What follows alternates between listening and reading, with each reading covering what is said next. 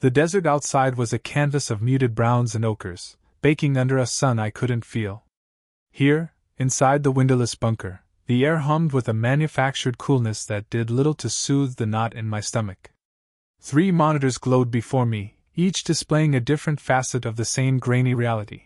A village nestled between 2 barren hills, a place I'd never seen and yet knew intimately. On the primary screen, a young girl chased a stray dog through the dusty streets, her laughter a silent film playing out in my peripheral vision.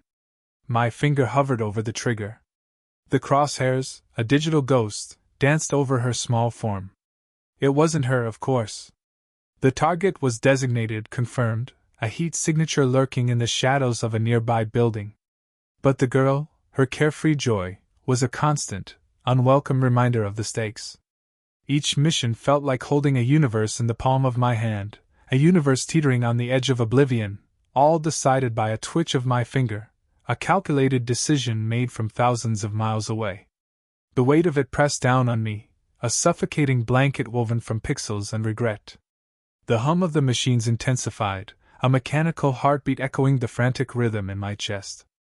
I closed my eyes for a moment, a futile attempt to block out the screens, to silence the silent screams that echoed in the sterile air. The scent of stale coffee and recycled air filled my nostrils, a grim perfume of duty and detachment. Outside, somewhere in that vast, unforgiving landscape, life continued, oblivious to the judgment being passed down from this cold, metallic womb. I opened my eyes. The girl was gone. The scent of honeysuckle always takes me back. To the porch swing, creaking rhythmically under the weight of 2 small bodies. To the lazy summer afternoons spent reading aloud, stories of faraway lands and daring adventures. To my grandfather's calloused hand, gently pushing my unruly hair from my face.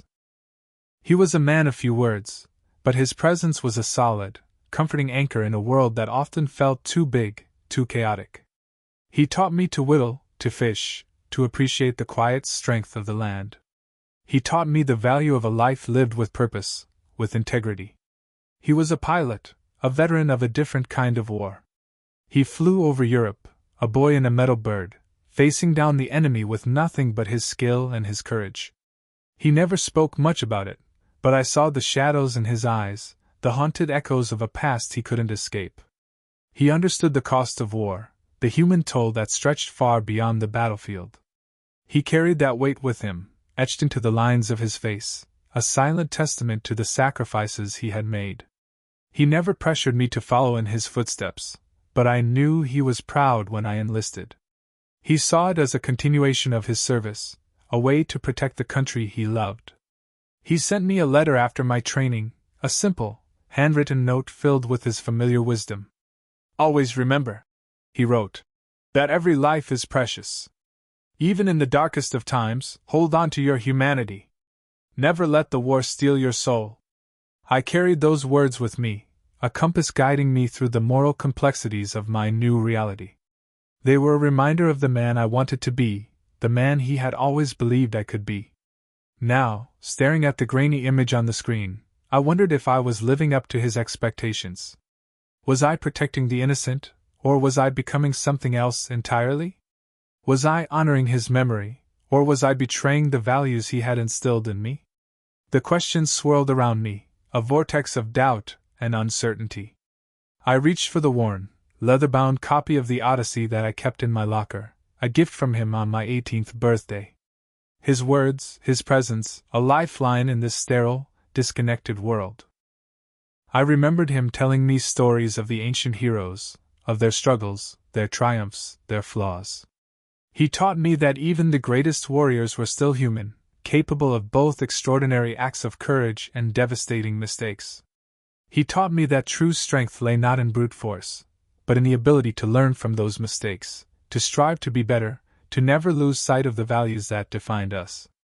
Closing my eyes, I could almost feel his hand on my shoulder, his voice whispering in my ear, a gentle reminder of the man I was, and the man I still hoped to become. The feed flickered. A glitch, or maybe just the desert heat shimmering off the lens. But it was enough to break the spell, to remind Elias that he wasn't actually there, in that dusty village halfway across the world. He was here, in the antiseptic chill of the command center, the hum of servers a constant, low thrum against his skull. He took a shaky breath, the stale air doing little to calm the knot in his stomach. Sarah, beside him, hadn't moved, her eyes glued to the screen, her fingers dancing across the controls with a practiced grace that belied the tension etched on her face. The briefing had been clear. High-value target. Known terrorist leader. Implicated in countless atrocities. Eliminate the threat. But looking at the grainy images, at the children playing in the courtyard, at the women hanging laundry on the rooftops, Elias saw not just a target, but a community. A community he was about to shatter. He knew the collateral damage estimates. Acceptable, they'd called them. A sterile term for the lives he was about to end. He swallowed hard, the metallic taste of fear coating his tongue. He glanced at Captain Miller, standing rigid behind them, his face an impassive mask. No hesitation there, only cold, calculated resolve. This was war, after all. And in war, there was no room for doubt. But Elias couldn't shake the feeling that he was about to cross a line that would forever stain his soul. He opened his mouth to speak, to voice his concerns, his reservations, but the words caught in his throat, strangled by the weight of his duty, by the fear of appearing weak. Then, Sarah's voice, tight and strained, cut through the silence. Target acquired. Ready to engage. The words hung in the air, heavy with unspoken consequences. Elias closed his eyes for a moment, a silent prayer for the souls about to be lost. He knew what was coming. He had seen it countless times before, in training simulations, in countless operations. But this felt different. This felt wrong. He looked at the screen again. The target was there, in the center of the courtyard, talking to a group of men. A child ran up to him, tugging at his sleeve. The terrorist leader smiled, ruffled the child's hair. Just a man, Elias thought. A man capable of terrible things, undoubtedly, but still, a man. He took another deep breath, trying to steady his trembling hands. This was it. The moment of truth. The point of no return. Sarah's fingers tightened on the controls. Firing, she said, her voice barely a whisper. Elias braced himself, his heart pounding in his chest. The world seemed to slow down, the seconds stretching into an eternity. Then, a blinding flash of light, a deafening roar that echoed even in the sterile confines of the command center. The screen went white, then flickered back to life, showing only smoke and debris. The courtyard was gone. The children, the women, the men, gone. Erased in an instant. A wave of nausea washed over Elias. He wanted to look away, to shut out the images, but he couldn't. He was rooted to the spot, paralyzed by the horror of what he had just witnessed, of what he had just done. He had followed orders. He had done his duty. But at what cost? He glanced at Sarah. Her face was pale, her eyes wide with shock. She turned to him, her lips trembling. Did we get him? She asked, her voice barely audible. Elias nodded, unable to speak. He didn't know if they had gotten him. And in that moment he didn't care.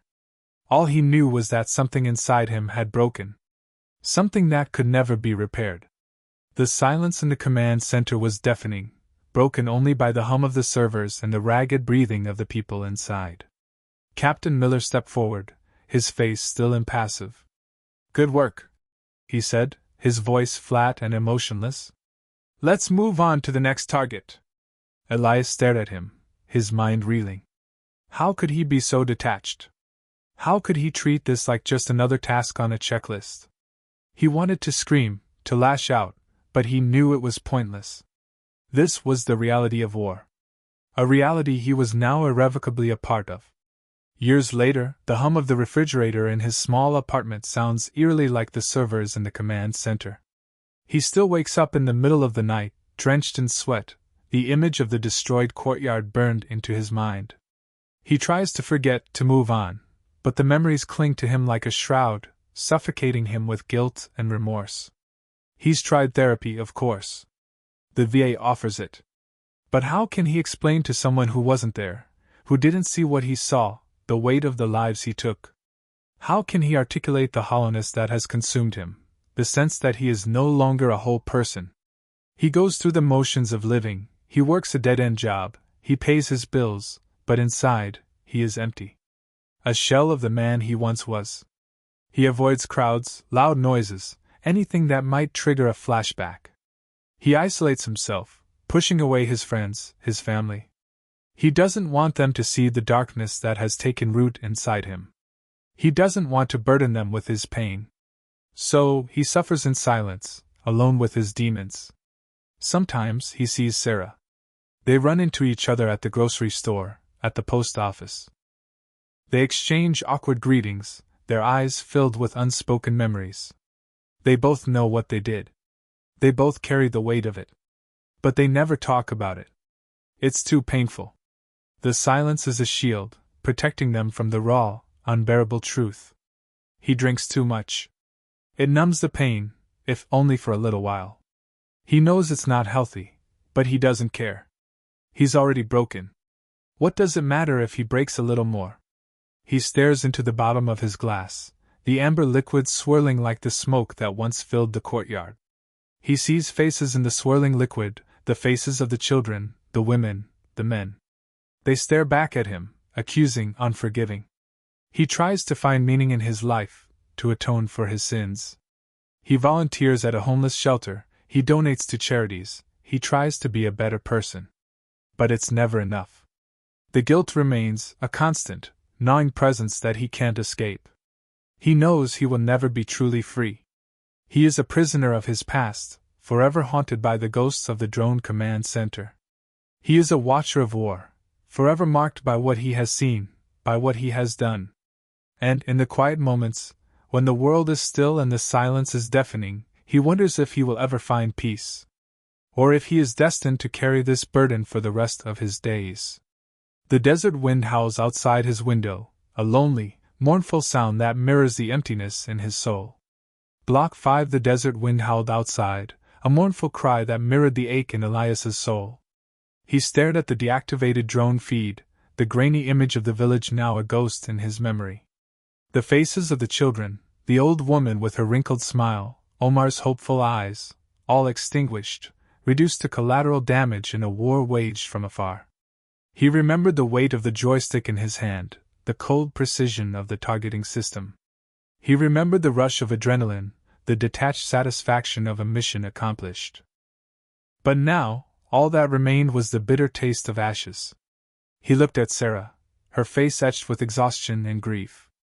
She hadn't spoken a word since the order came down, her silence a deafening indictment. He saw the reflection of the monitor in her tear-filled eyes, the same haunted landscape playing on repeat in her mind. They said it was a necessary evil, he finally whispered, his voice raspy. They said we were saving lives? Sarah turned to him, her gaze piercing. Whose lives, Elias? Whose lives were we saving? The question hung in the air, heavy and unanswered. He wanted to believe the justifications, the carefully crafted narratives that painted them as heroes. But the faces of the dead haunted him, their silent screams echoing in his ears. He saw Omar's small, lifeless body lying amidst the rubble, a stark reminder of the human cost of their actions. He thought of his father, a veteran of a different war, a war fought on muddy battlefields and in the trenches. A war where the enemy was visible, where the consequences were immediate and visceral. His father had returned home broken, haunted by the things he had seen and done. But at least he had faced his enemy, had looked them in the eye. Elias had only seen pixels on a screen, had only felt the sterile click of a button. He reached into his pocket and pulled out the small, worn photograph of his daughter, Lily. Her bright smile, her innocent eyes, a stark contrast to the images that filled his mind. He imagined her growing up in a world shaped by drone strikes and remote warfare, a world where death was delivered from the sky with cold, calculated precision. He looked at Sarah again, and saw a flicker of recognition in her eyes. She understood. They were both trapped in a cycle of violence, complicit in a system that dehumanized both the victims and the perpetrators. He stood up, his legs feeling heavy and unsteady. He walked to the window, the desert wind whipping against the glass. He looked out at the vast, empty landscape, a desolate reflection of the emptiness within him. He knew he couldn't stay here, couldn't continue to be a cog in this machine. He had to find a way to break free, to reclaim his humanity. He had to find a way to tell Lily that her world could be better, that it didn't have to be defined by endless war and remote-controlled death. He turned back to Sarah, his eyes filled with a newfound resolve. "I'm done," he said, his voice firm. "I can't do this anymore." Sarah nodded slowly, a faint glimmer of hope flickering in her eyes. Maybe, just maybe, they could find a way to escape this darkness, to find redemption in a world that seemed to have forgotten the meaning of compassion. He walked towards the door, leaving behind the sterile confines of the command center, leaving behind the ghosts of the dead. He stepped out into the desert wind, the mournful cry now carrying a hint of promise. He didn't know what the future held, but he knew he had to try. For Lily, for Omar, for himself. He had to try to build a world where children could laugh without fear, where hope could blossom in the barren landscape. He walked on, a solitary figure against the vast horizon, carrying the weight of his past and the fragile hope of a better future. The desert wind whispered his name, a promise and a lament, as he walked away from the war he had watched from afar, and towards a reckoning he could no longer avoid. The screen reflected his fading silhouette, a ghost escaping the machine. The silence in the command center was broken only by the hum of the servers, a mechanical heartbeat in a place that had forgotten how to feel.